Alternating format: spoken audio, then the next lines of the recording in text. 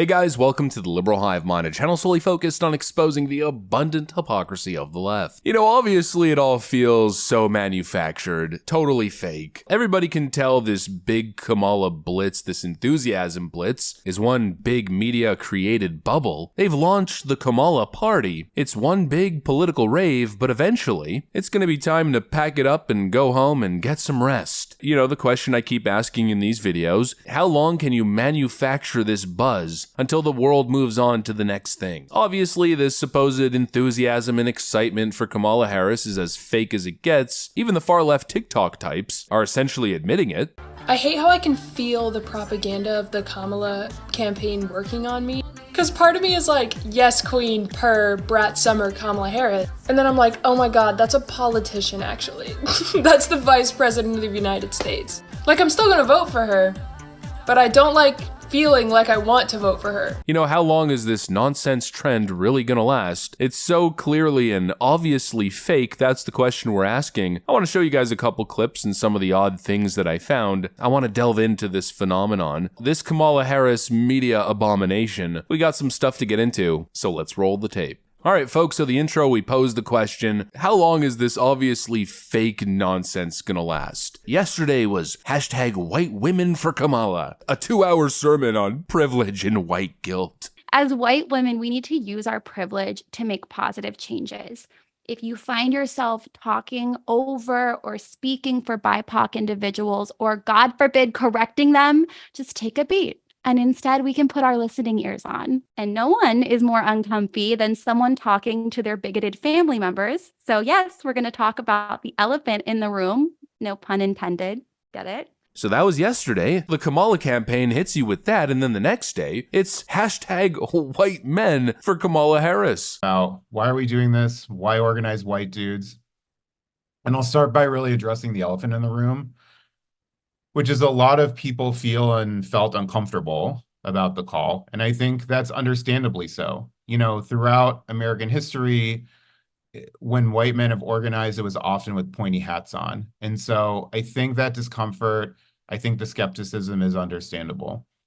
The reason that we are doing this is because we've just, you know, the left that has been ceding white men to the MAGA right for way, way too long.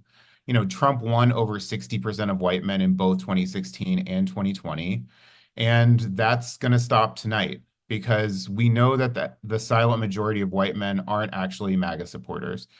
What is this nonsense? This is the most fake, phony campaign, media manufactured garbage I've ever seen in my life. You see the headlines everywhere. 7 bajillion white males gather in a Zoom call, the world record largest Zoom call for Kamala Harris. 10 trillion gazillion white whammons join a historic, powerful Zoom call for Kamala Harris. World record broken. I mean, unironically, this is the kind of thing that I'm reading. You know, they're trying to pretend like it's this big grassroots groundswell, but it's a literal theatrical performance. These people are actors. The guy on screen was an actor. It's a bunch of New York theater kids and literal celebrities gathering on a call to engage in the greatest propaganda scheme ever deployed, arguably, in modern American history. What am I supposed to take from this? I think I could probably visualize the way I'm feeling. The hashtag white men for Kamala Harris Zoom call, in my mind, looks something like this. It's the usual suspects gathering around in a Zoom call. The usual hashtag resistance, totally bought and paid for DNC Twitter trolls. What am I supposed to gather from this? It's so fake. I mean, for Pete's sakes, even the donation counter is totally fake. Look at this thing. It's filling up that $1 million bar at a totally linear, steady pace. It's literally an animation that they just slapped in the video. It's not actually pegged to how much money is being donated during the stream. That amount is probably mostly predetermined, mostly coming from Act Blue. It's probably what the Democrats still have in their piggy bank from the Sam Bankman-Fried FTX scam. You know, just the world's biggest Ponzi scheme that the Democrat establishment was using as their personal piggy bank. And of course, some of that money's probably coming from the BLM scam from back in 2020. I wonder where that money went. All the dollars being sent in George Floyd's name to all these various Act Blue domains. I wonder where that money went. point? Well, obviously it's resurfaced. It's being laundered through elderly nursing home patients' names, magically through their checkbooks straight to the DNC to Kamala Harris's re-election campaign during this theatrical rendition of a Zoom call. It's all so frickin' fake. Hashtag Kamala Harris enthusiasm. Either we're living among sheep, or this is actually happening. I don't know. I'm simply sticking with the argument that it's simply not happening. It's just a media performance. I'm seeing what the campaign is presenting. I'm reading about all the untold millions that are pouring into the campaign coffers through supposed first-time donations and grassroots movements. I'm seeing the headlines, but I'm not seeing the reality behind the headlines. You know, these numbers would indicate that Kamala Harris would be skyrocketing in the polls, but she's still essentially on path to lose, pulling at historic lows for a Democrat this deep in the election cycle. I'm hearing about this enthusiasm, but I'm not seeing real enthusiasm. I just keep seeing weird cringe videos about a pro-Kamala rally that happened in the Villages in Florida.